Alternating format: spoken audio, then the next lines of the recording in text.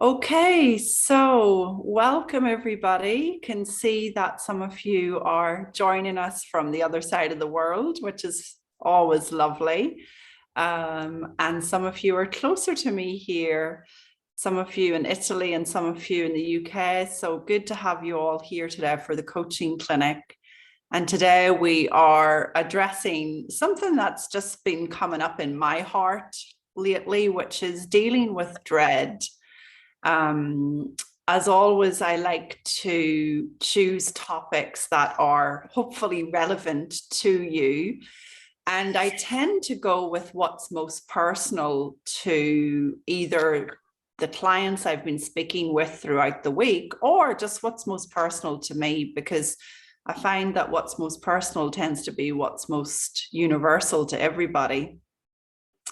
So we will start now with a short guided visualization. And this is an opportunity for you to just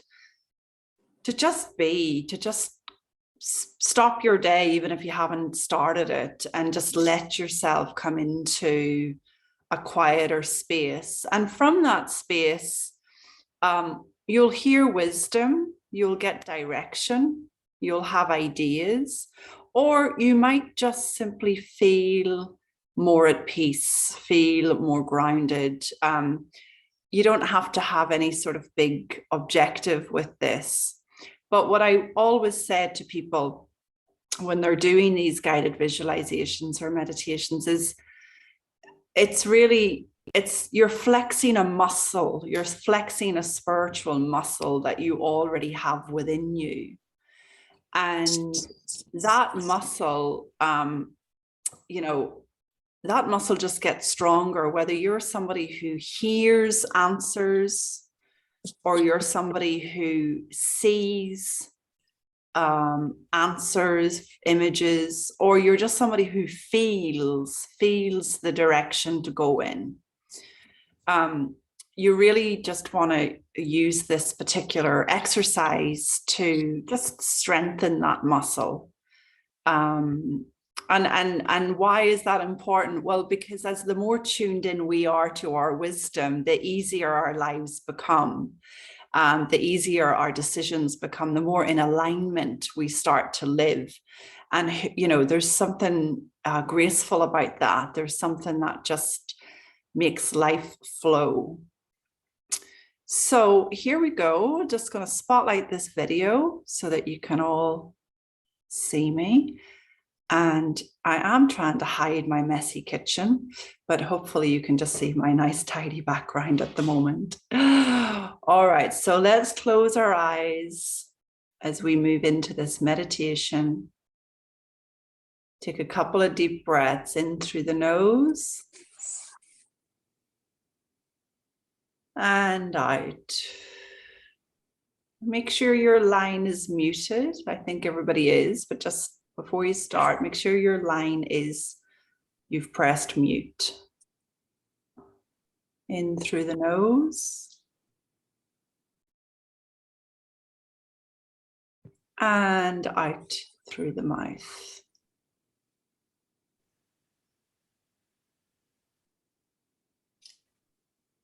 In through the nose. And out through the mouth. You're just deepening as you sit here in silence. Letting yourself be. Giving yourself this moment.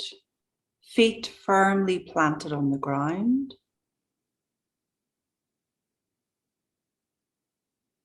See roots coming from those feet down through the ground, down into the underground, right down to a rock at the bottom of the earth, and wrap those roots around that rock.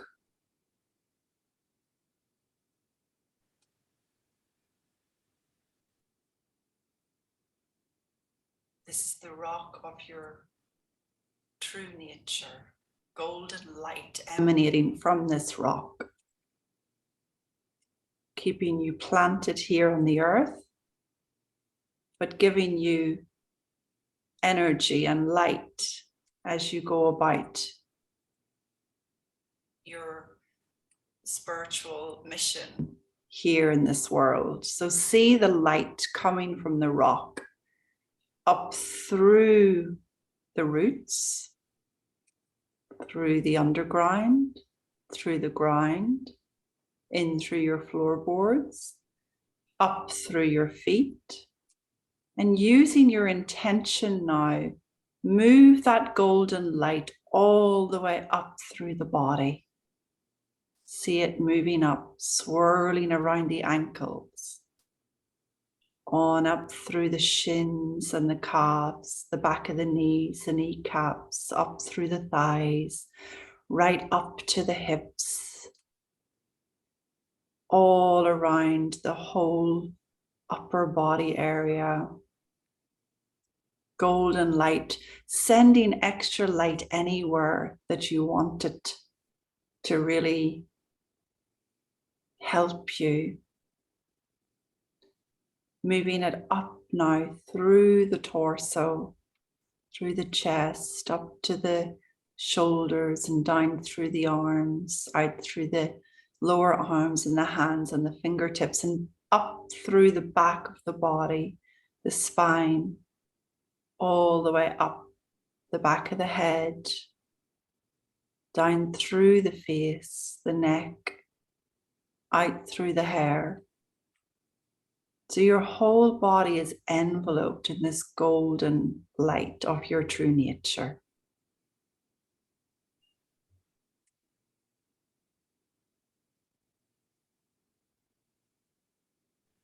Sit in the beauty of this light emanating around you.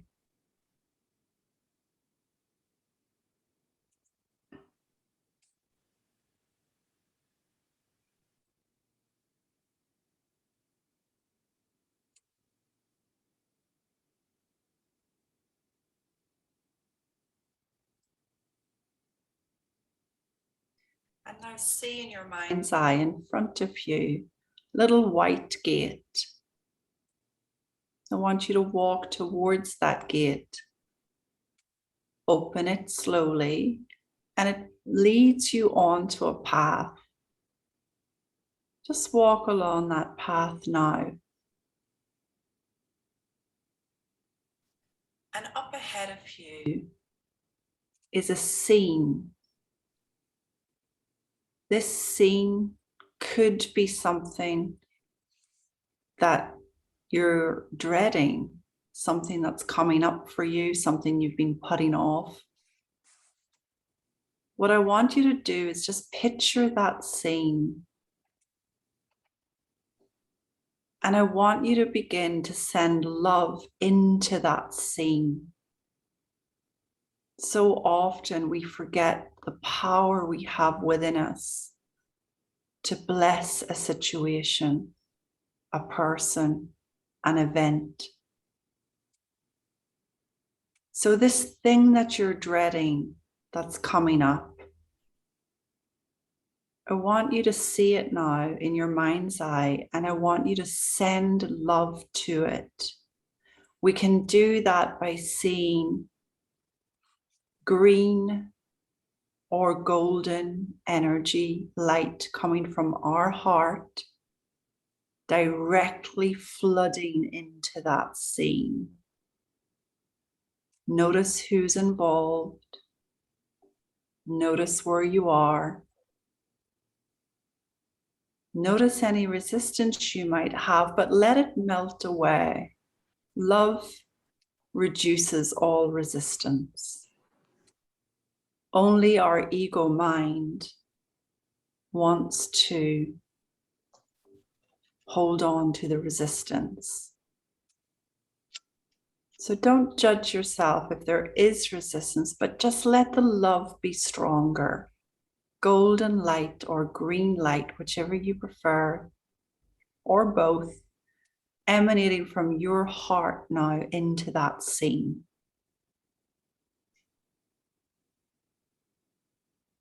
The arc of love blesses us all. Picture an arc now, just emanating over that scene. just pouring over that scene.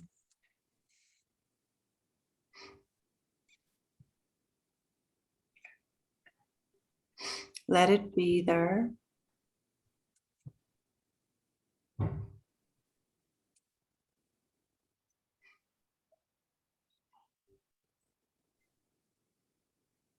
Let it fill you up.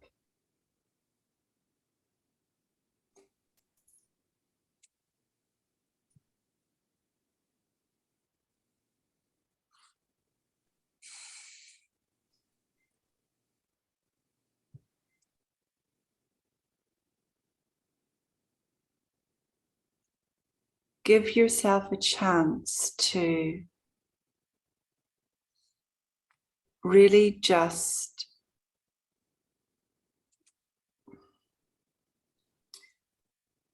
change the dynamic of this situation, scene, person, event.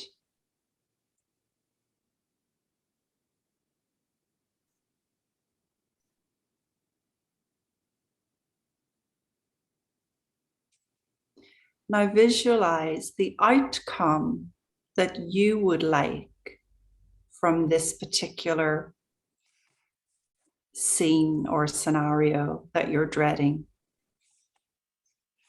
Affirm or intend the best possible outcome.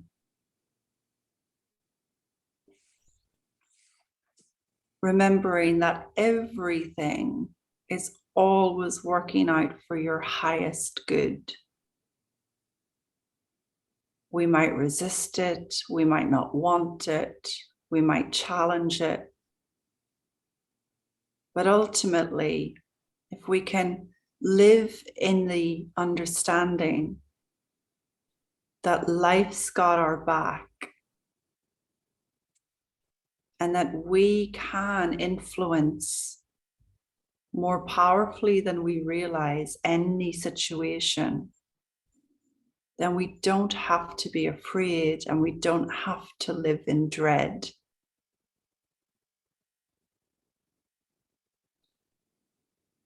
So as you've sent love into that scenario, I want to invite you now to an opportunity to just cleanse your soul. See ahead of you a beautiful lake. The water is so clear.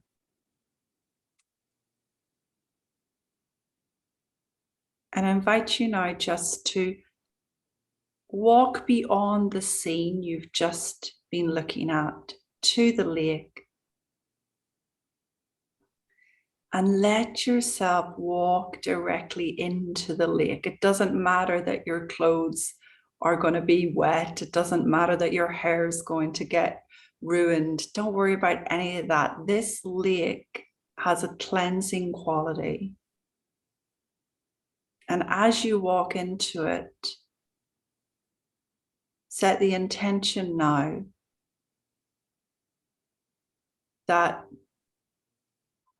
insecurities and dread and concern and self-evaluation is removed as you walk through this lake. Let yourself just walk into it. It's very safe. Your feet are still on the ground, but the water is cleansing away the feelings you may have been living in up until today. And you're able to walk out the other side miraculously as you exit the lake. Your clothes are dry, your hair is dry, the sun is shining. And there's a bench just ahead of you.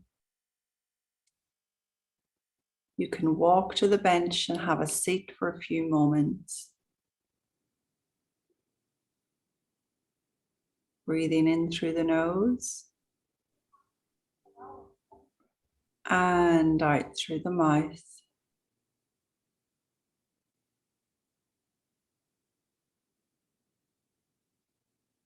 This is an opportunity now to ask your higher self, your wisdom, what do I need to know about this situation? See what comes to you.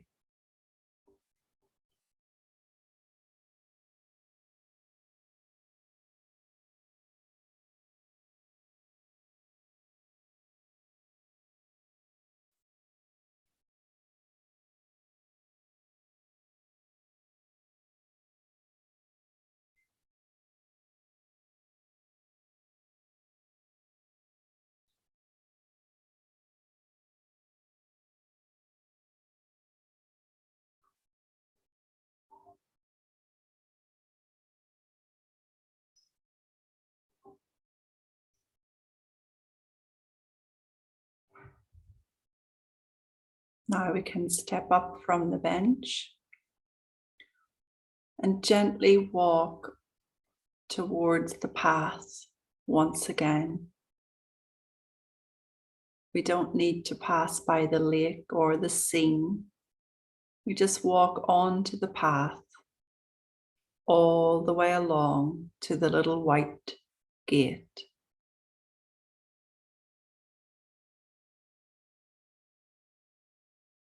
Opening the gate now, we step down back into this moment. Feel your body on the chair or the bed. See roots coming from your feet down through the ground, into the underground, right down to a rock at the bottom of the earth. And wrap those roots around that rock. Golden energy, golden light is still emanating from this rock, providing you with energy, motivation, sustenance, beauty, ease, and direction. Just taking your time, just begin to open your eyes, come back to the room.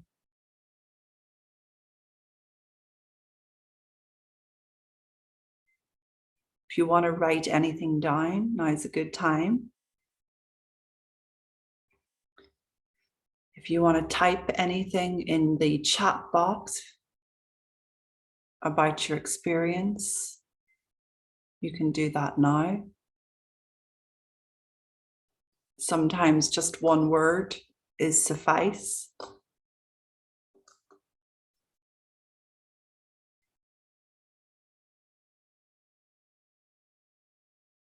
And just gently come back to this moment, to this room.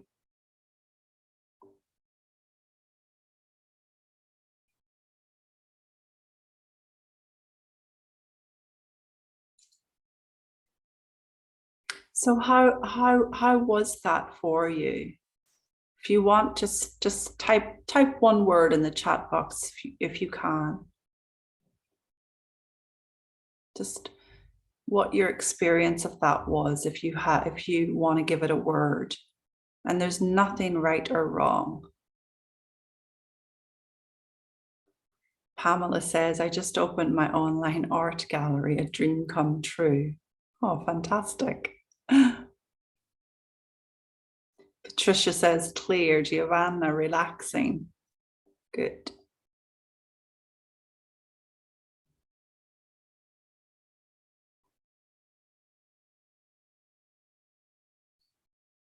So often we're using our mind in a way that's unhelpful. And the reason a feeling of dread or anxiety or stress emerges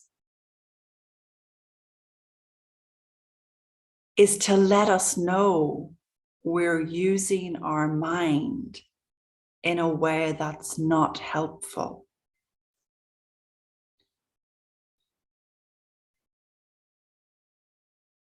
We innocently have confused feelings of dread with meaning something about the situation, about the person,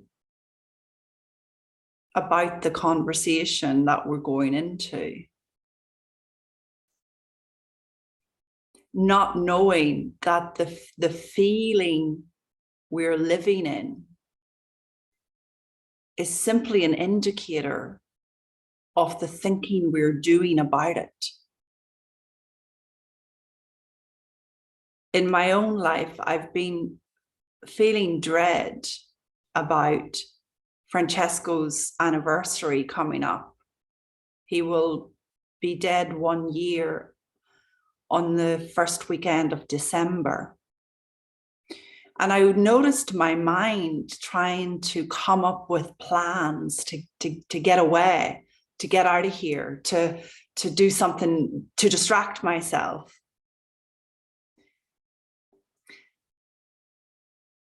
And then at some point, I remembered that I had a choice in how I use my mind about that weekend. And it occurred to me, oh, memory can be used against ourselves. And memory can be used to support ourselves. We choose. So as we're not dreading something, a whole bunch of new, fresh possibilities opens up. Have you noticed when you're dreading something, there's really just like a very constricted, I've got to get through this and it's going to look like this and it's going to be like that. But when you're not in dread about something, there's a whole flash of possibilities of what could or could not happen.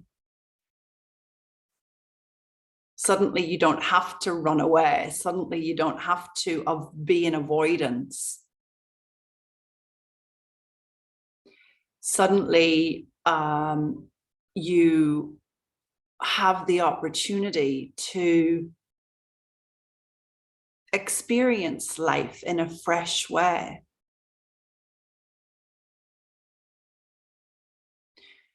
When you really get that the feeling of dread is your friend letting you know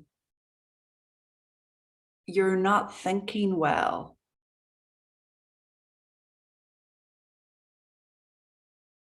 Then you're less likely to be running away from your experience.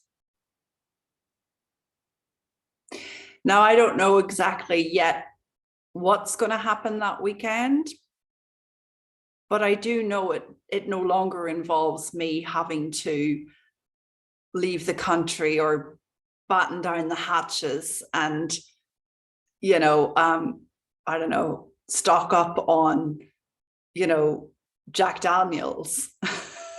Like there's a whole new opportunity on offer as I remember that feeling is my friend.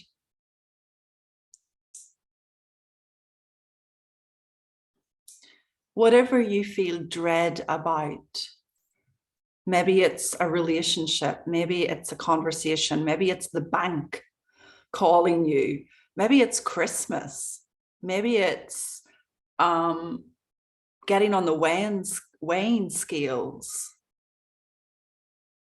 I really want to invite you to see that what you're making up about that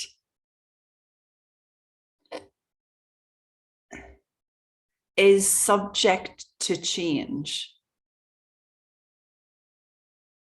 As you're thinking about it changes, the feeling of dread dissipates or heightens.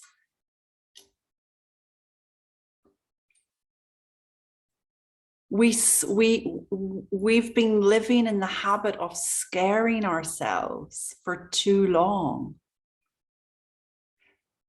But how beautifully the system is designed to let us know when we're scaring ourselves and making up complicated lives.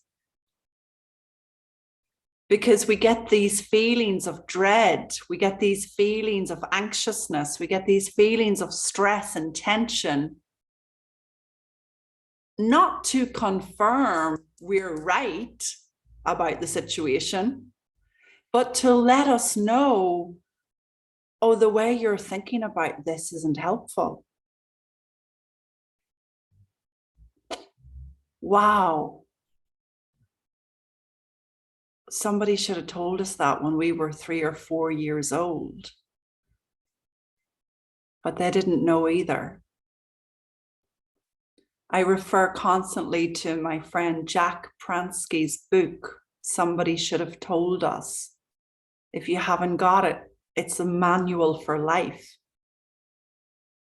But he named the book so beautifully because nobody told us, because nobody knew that the feeling we're living in is nothing more than an indicator for the thinking we're doing.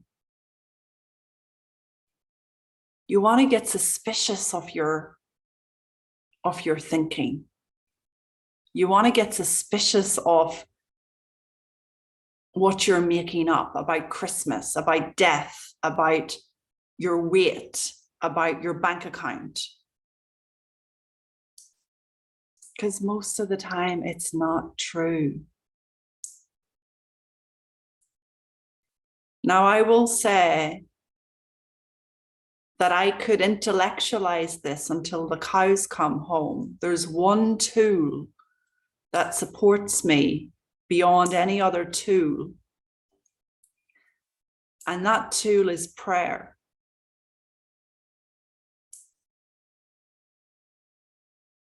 I will pray over a situation, just like we did in the meditation. I will send love into the situation ahead of time. That's the same as prayer, as far as I'm concerned.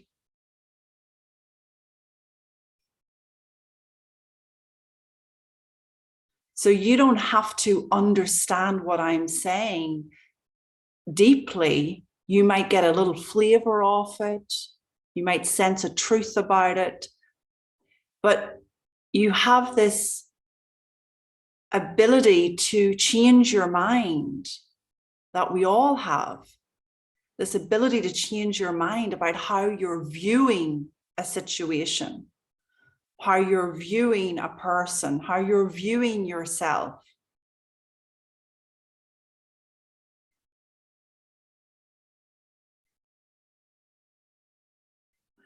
My prayer can take the form of a meditation. My prayer can take the form of sending love to the situation. My prayer can be as simple as, dear God, dear Francesco, dear whoever, please give me a change of perception about this. I believe it's the Course in Miracles that says a miracle is nothing more than a change in perception. And it is a miracle when your perception changes. So let these feelings of dread be an invitation to ask for a change in perception. You're not seeing right. When we have feelings of dread, we're not seeing the situation right or clearly. That's all. And we get sensitive to the feeling. So of course the dread might feel stronger than it used to, or the anxiousness might feel worse than it did.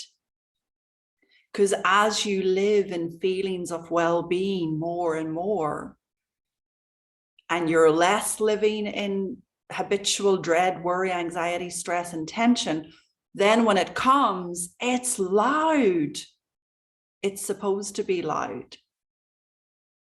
It's supposed to be getting your attention very, very quickly, not to inform you that you're right about what's coming up, but to inform you that the way you're using your mind about that situation, that event, that weighing scale, that bank account, that person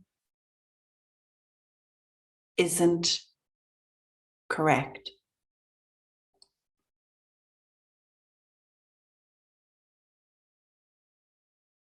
So I just want to open up here because there's a lot there. Is there a question? Is there a comment? Is there anybody who wants to come on? Is there a situation you have that you're dreading that I can help you with?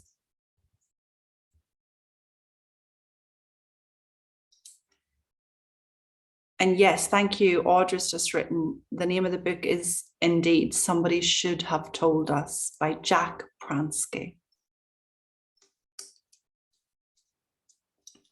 Danielle. Good morning. Good afternoon. Hello. Good to see you. See you. It looks gorgeous there. Oh, thank you. See the table at all until you said something. I won't show you my messy kitchen. Go on. No, I love the meditation, and you did have so much in that share. I can't even begin like where I want to actually start, but I wrote down, turn off my heater here. I wrote down the prayer being no different than sending something love ahead of time. That was so beautiful. It's so powerful for me to hear.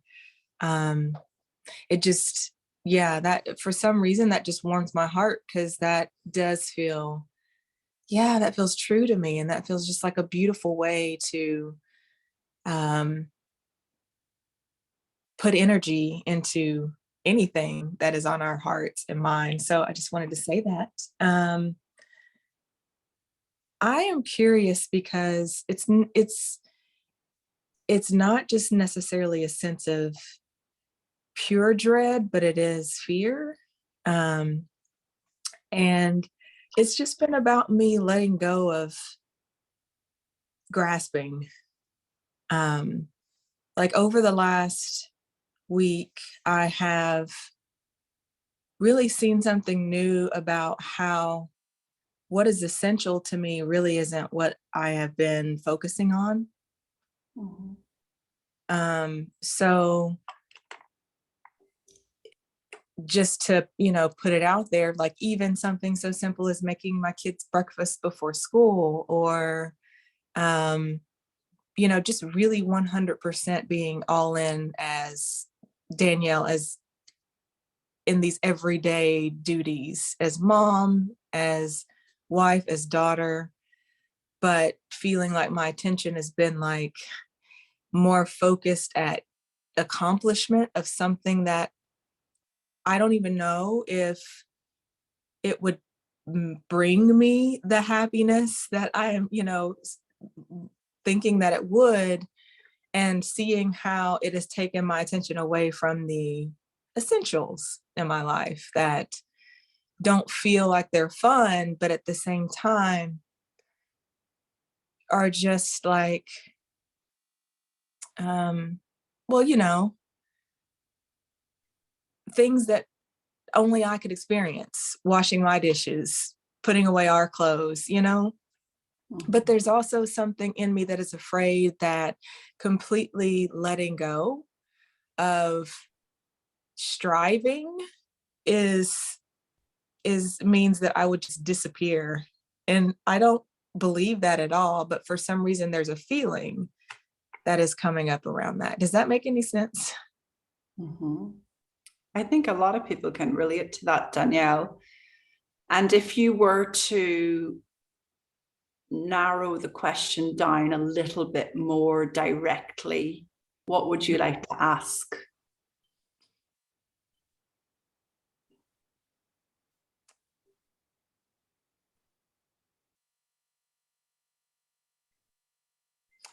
Yeah, I'm not really sure. I don't know. Let me ask it a different way. What would you like to see something fresh around? Okay. That I can just,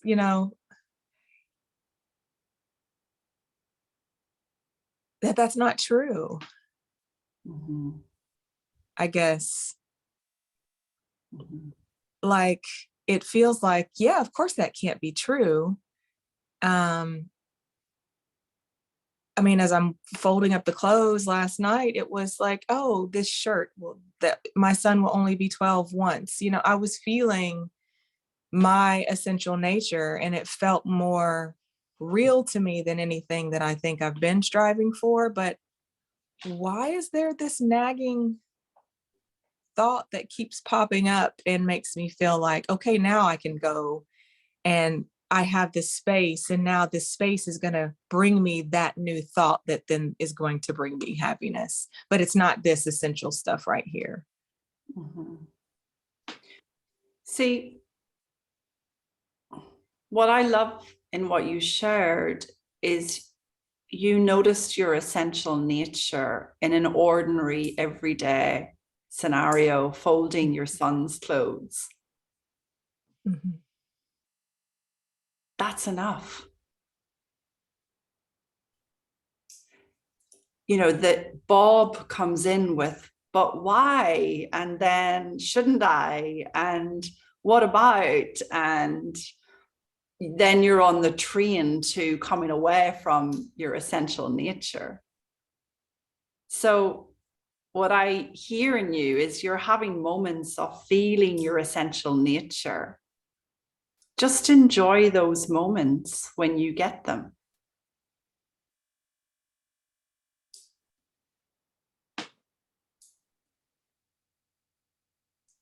Often we want more of them, or we want to analyze a bit further. Mhm. We want to scare ourselves. Oh, but my son's only going to be 12 once. Time's running out. Like, what the hell am I doing? It's like, no, just Yeah. this is a reorientation. And you're just reorientating more to, oh gosh, look, I got a moment of my essential nature there. What a beautiful feeling. You don't have to do something with it.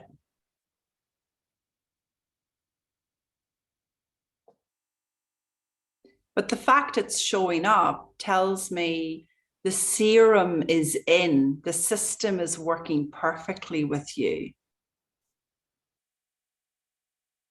You might just be habituated to looking at the problem instead of looking at the beautiful feeling that you're getting at times. I'd say that's true. Yeah. For all of us. Mm. Yeah. Of course. Yeah. And this is where we have choice, Danielle.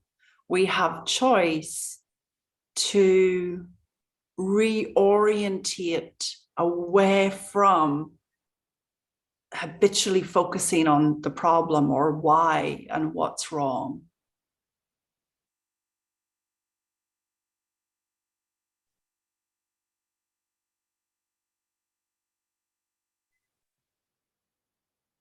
Pat, I'll come to you in a sec. One sec. What are you hearing in that, if anything, Danielle? Or feeling in that? It just sounds like that I'm having some beautiful feelings during like ordinary moments, and I feel like I need to do something about it, or um figure out what am I doing right. Oh, that I don't know. I'm just thinking too much about having a beautiful feeling in things that I don't really like to do. So it's against the grain. Yeah. Sydney Banks said we're all schizophrenic. because we go up and down like this, you know, or we just chain, we're in a beautiful feeling and then we've taken ourselves out of it and we're in a terrible feeling. And then we're 1 minute we're thinking little and the next minute we're thinking too much. Like we're all experiencing this thing called schizophrenia. And, you know, it's just human. It's just part of your humanness. But the fact you can be lighthearted about it, the fact that the system is working beautifully, you're finding that feeling in ordinary moments. I know there can be pressure to do something about it and do something with it. But that'll come if there's something to do. Also, it'll be obvious. Yeah.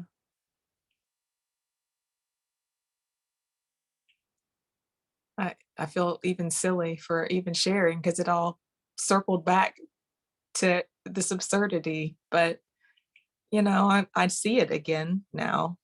So thank you. Yeah. Don't feel silly. It helps everybody. Everybody's share helps everybody else. So appreciate that. Yeah. Keep me posted. Okay. Pat, you look like you're being chauffeured somewhere wonderful. Yeah, I'm sorry, that's why my video was off. I'm in a car going to the Sarah. seaside. So I just want you to come in a short one that might help. That I've just obviously a week ago was on the course with the workshop with you and Dominic regarding joy. And in that exercise, I know everyone might not know what it is, but I can't remember what it was either. But it might help. Sorry, the lady who was just on was that what was showing up in my life was very simple things, family things, laughing with friends, reading books.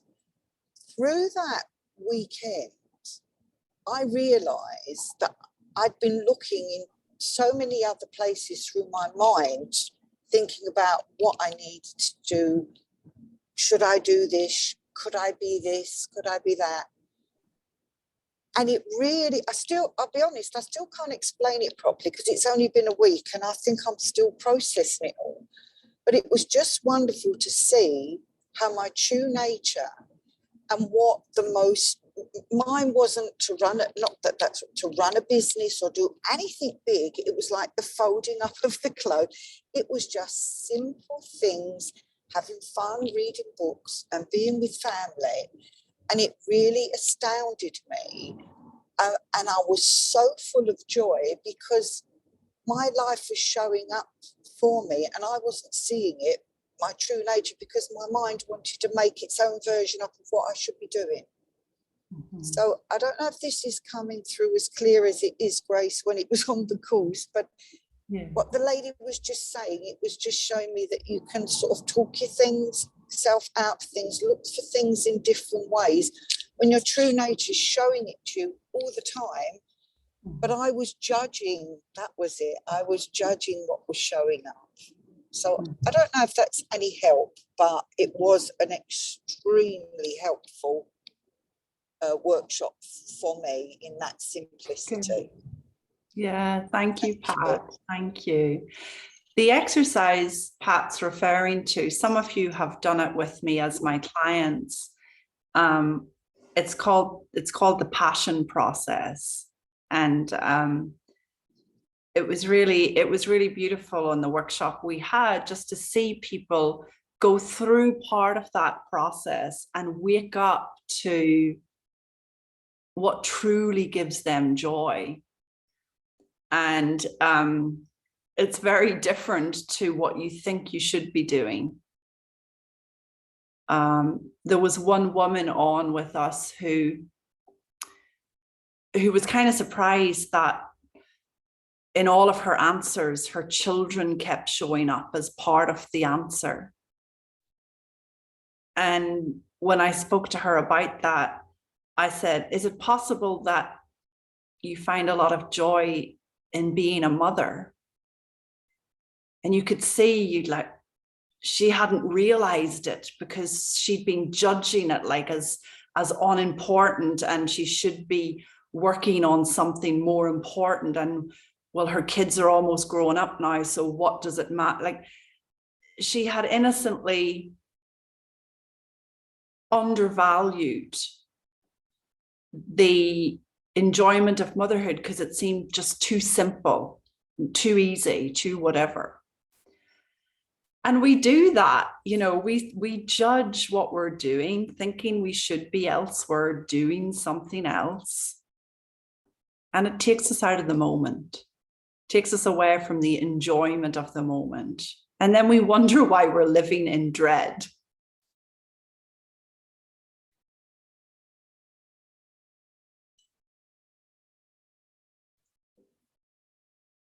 So what if dread is an invitation to stop listening to Bob in your head? That's all. We call him Bob. You might call that drunk guy in your head something else, Patty, or you might call it you. Doesn't matter. But what if feelings of dread are just there to remind you you're not seeing right?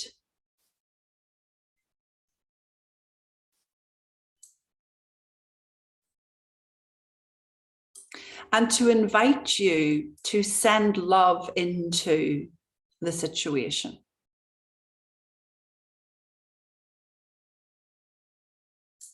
We have this spiritual protection at all times. The same energy that is breathing our bodies right now and healing our wounds and digesting our food. It knows how to protect and comfort and awaken and enliven situations.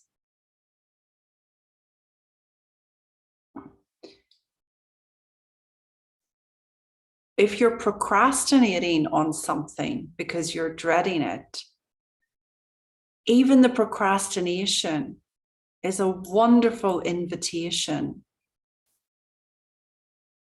to just remind you, they're there.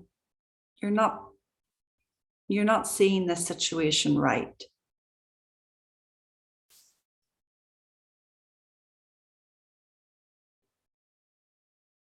We want to have a level of compassion towards ourselves when we're not seeing right. We want to have a level of compassion towards ourselves for how innocently we have learned to use our mind against ourselves. So it's not like, oh, I should know better. Oh my God, I've been on Grace's coaching clinic for a year now and I still don't get it. Or, I've been listening to all these things and I still don't, I shouldn't be feeling this way. It's like, no. What we talk about is not another thing for you to beat yourself up with. What we're exploring as we go along is something that at some point renders you a little gentler towards yourself.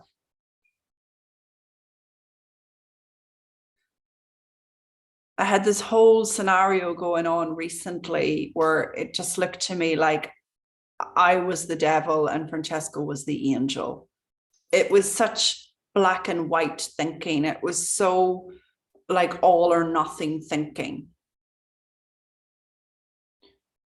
And I could hear the judgmental, critical bitch in my head berating myself.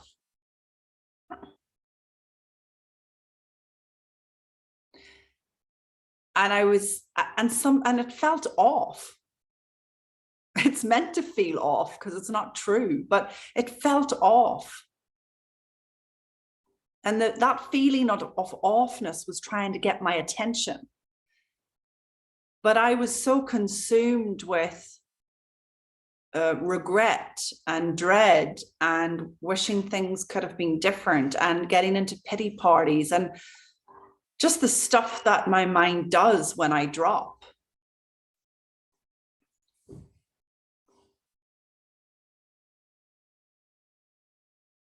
And the feeling was always there letting me know, Grace, you're not seeing yourself right.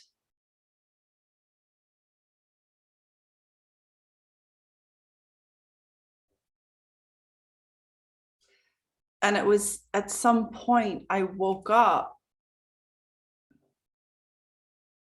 to you're gonna have to love yourself the way he loved you.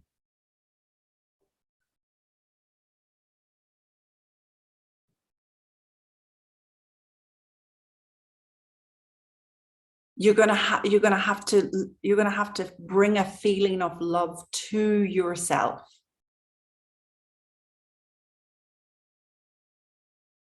And if your relationship taught you anything, it was how to do that, how to do more of that. But see, when you're in those feelings of judgment and dread, you don't want to hang yourself further. You want to bring a level of compassion to yourself. There, you're not seeing right. You'll see differently in a minute.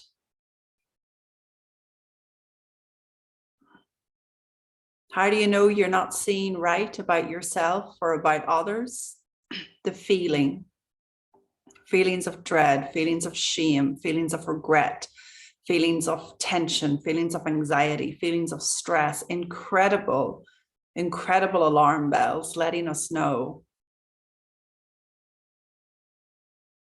we're just using our mind in a way that's unhelpful.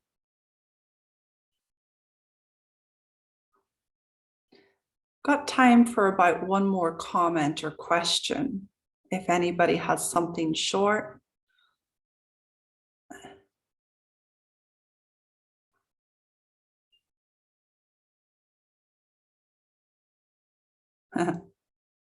Great, Lou just wrote in the chat box. I realize I've been only anticipating the very worst outcomes, not allowing myself to see any other option. No wonder there's been dread and procrastination. I hadn't realized I'd been so blinkered. Thank you. Yeah, you're welcome. Good for you. You've seen it now. That's the beauty of seeing clearly. It changes the game completely. Glad it's been helpful.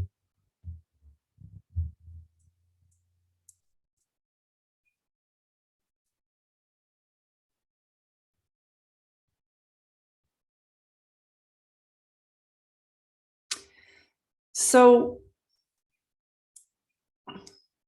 that's all I want you to do this week, is just notice the dread as I'm not seeing clearly. I'm not seeing right. Notice the moments where you fall into, like Danielle described, ordinary moments where you fall into a nice feeling. And then as best you can, try to dim down the judgment upon yourself. We'll talk more about that in the next one. And please watch your inbox, because I'm not sure if the day will change for next week for our coaching clinic. At the moment, you can get this recording. And at the moment, if you're interested, you can also purchase the replay that Patricia was talking about earlier. There's a replay of our workshop. Myself and Dominic Scafidi did a workshop on coming alive with joy. It's available, and you can find it on, well, I'll send you the link. Just message me or email me and I'll send you the link. It's available for $99, I believe, through to the end of November. So just message me if you'd like that. lots of love to everybody. I'm glad sending love into the situation ahead of time has been a helpful reminder. And I'll see you all next week. Just keep an eye on the day and the time, because we might have a slight change for next week. All right, everybody. Take care. Ciao. Thank you, Grace. Bye.